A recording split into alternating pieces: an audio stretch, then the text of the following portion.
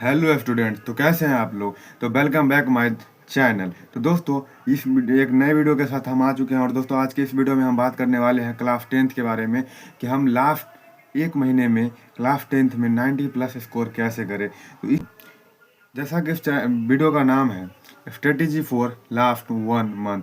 तो दोस्तों, अभी एग्ज़ाम में काफ़ी टाइम नहीं बचा है, बोर्ड एग्ज़ाम में क्लास 10th के। तो मैं यही बोलूँगा कि आपका सिलेबस बहुत का ख़त्म हुआ होगा, बहुत का नहीं हुआ होगा, पता नहीं। लेकिन जहाँ पे है, आप सिलेबस ख़त्म करने का समय नहीं है, अभी सिर्फ रिवीजन करने का समय है। बहुत लोगों का क्रैश कोर्स चल रहा होगा, क्या क्या चल रहा होगा, लेकिन आप सिर्फ रिवीजन कीजिए। और पहला पॉइंट इसी के साथ आता है दोस्तों, वो है नो रूटिंग ओनली स्टडी। मतलब लास्ट टाइम में बहुत लोग क्या करते हैं कि रूटीन बनाने लगते हैं कि इतने घंटा पढ़ना है, इतने घंटे पढ़ने हैं। लास्ट टाइम में मेरी मानो तो कोई रूटीन नहीं है। आप सिर्फ इतना मान लो कि मुझे ये सब्जेक्ट पढ़ना, मतलब सारे सब्जेक्ट को आपको लास्ट समय में एक महीने में आपको समय देना ही पड़ेगा। सबको बराबर बराबर नहीं दीजिएगा तो बहुत प्रॉब्लम होगी। तो दोस्तों, यही है पहला पॉइंट कि आपको कोई स्टडी टाइम टेबल नहीं बनाना है, ठीक है। सिर्फ आपको स्टडी करना है, no routine, no timetable, only study, ठीक है। आपको सिर्फ सारे सब्जेक्ट को समान समय देना है, सब पे फोकस करना है। एक सब्जेक्ट के भरोसे नहीं रहना है। हमारे 5 सब्जेक्ट होते हैं और एक्स्ट्रा में किसी किसी का ऑप्शनल होता है तो 6 सब्जेक्ट हो जाते हैं। तो सबके अलग अलग का हिसाब से आपको समय देना है, सबको समय बराबर देना है, क्योंकि सब सब्जेक्ट समान मार्क्स के होते हैं भाई। तो दूसरा पॉइंट है कि डेली प्रैक्टिस सेट या क्वेश्चन बैंक लगाइए। तो दोस्तों, लास्ट समय में हमें क्या करना है कि अब हमें सिर्फ क्वेश्चन, जैसे कि मैंने पहला बोला कि आपको ज़्यादा रिवीजन करना है, हर सब्जेक्ट को समान समय देना है, जितना समय हो सके ज़्यादा से ज़्यादा दीजिए। और दूसरा, उसी मैं बोल रहा हूँ कि दूसरा में आपको डेली प्रैक्टिस करना है। डेली प्रैक्टिस मतलब क्या, आप क्वेश्चन बैंक ले लो या जो बोर्ड आपको प्रोवाइड कराते हैं मॉडल सेट, वो ले लीजिए और उसको आप प्रैक्टिस कीजिए। जिससे क्या होगा कि आपके सेल्फ कॉन्फिडेंस बढ़ेगा और आपको लगेगा जैसे कि उधर से आप पहला, जैसे मैंने पॉइंट्स बताया, रिवीजन करके आएंगे और रिवीजन करने के बाद जैसे ही आप क्वेश्चन बनाएंगे तो क्वेश्चन बनने लगेगा ऑटोमेटिकली, क्योंकि आपने पढ़ाई की है। तो बस जैसे कि आपका क्वेश्चन बनेगा तो आपका सेल्फ कॉन्फिडेंस बढ़ेगा। तो जेन्युइन बात है कि आपका जो एग्ज़ाम आने वाला बोर्ड एग्ज़ाम है, उसके लिए आप धीरे धीरे तैयार होते चलिए जाएंगे। तो आपको ये दूसरा पॉइंट भी मिस नहीं करना है, जो है क्वेश्चन बैंक या मॉडल सेट आपको लगाना है, प्रैक्टिस आपको करना है।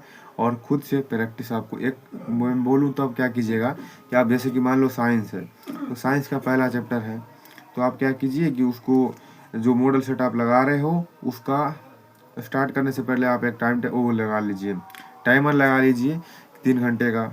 जितने आपकी इच्छा है उतना लगा लीजिए और बस उसको आप ओमार भरिए। ये सब चीज़ आपके तैयारी को मजबूत करेगी। तो चलते हैं हम तीसरे पॉइंट पे। तो दोस्तों, तीसरा पॉइंट है कि आपको फोकस ऑन राइटिंग स्किल।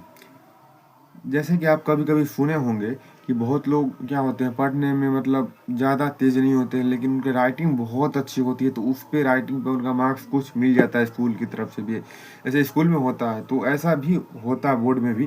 तो दोस्तों, मैं आपको बता दूं कि राइटिंग स्किल पे आपको ज़्यादा फोकस करना है। राइटिंग मतलब तरीका, लिखने का तरीका, जैसे कि कहाँ पे full stop, question mark, exclamation mark, तो ये सब भी ध्यान में रखा जाता है, ठीक है। और आपको राइटिंग भी बहुत ही आराम आराम से, देखिए जैसे कि बोर्ड एग्जाम में आपको टाइम तो लिमिट रहता है, तो उतना आप आराम से नहीं लिख सकते हो, आपको हाल ही लिखना पड़ेगा। और वहाँ पे आपको प्रेशर भी रहता है, क्योंकि भाई पेपर छीन लेंगे, टाइम ख़त्म हो जाएगा, तो बहुत ज़्यादा प्रेशर रहता है। तो मैं बोलूँगा कि अभी आपकी जैसी भी राइटिंग है, आप ज़्यादा, अब सुधार तो नहीं होगा, लेकिन थोड़ा कोशिश कीजिएगा कि राइटिंग पे थोड़ा सा हम डायरेक्शन चेंज कर सके, राइटिंग को थोड़ा सा बेहतर कर सके, जिससे जो हमारे एग्जामिनर होंगे, जो पेपर चेक करेंगे, उनको ज़्यादा प्रॉब्लम ना हो, ठीक है। चलते हैं अब हम फोर्थ नंबर पे दोस्तों। तो दोस्तों, चौथा पॉइंट है कि ये पॉइंट दोस्तों, ऐसे आपको बता दूं, एग्ज़ाम में मुझे लगता है ये सबसे ज़्यादा इम्पोर्टेंट है। चौथा पॉइंट दोस्तों है keep motivating and self confidence. आपको क्या है, देखिए ये सब चीज़ मैंने जो आपको बताया कि नो रूटीन आपको रिवीजन करना है। दूसरा कि आपको दोस्तों डेली प्रैक्टिस या क्वेश्चन बैंक लगाना है ज़्यादा से ज़्यादा। उसके बाद दोस्तों मैंने तीसरा बताया कि फोकस ऑन राइटिंग स्किल, यानी कि आपके लिखावट पे फोकस करना है। और ठीक है, और चौथा मैं आपको दोस्तों बोलूँगा कि जैसा कि बोला, keep motivating and self confidence, मतलब कि आपको दोस्तों खुद पे भरोसा रखना है और खुद को अंदर से जुनून से भरे रहना है। कभी भी आप सेल्फ कॉन्फिडेंस को डाउन मत करना कि यार मुझसे नहीं होगा, मेरा ये नहीं है, एम नहीं है, सपना नहीं पूरा हो सकता। ऐसा कुछ नहीं है दोस्तों, सब चीज़ पूरा होता है। सिर्फ आप जो सोचे हो उस पर आप शुरू से अंत तक लगे रहो।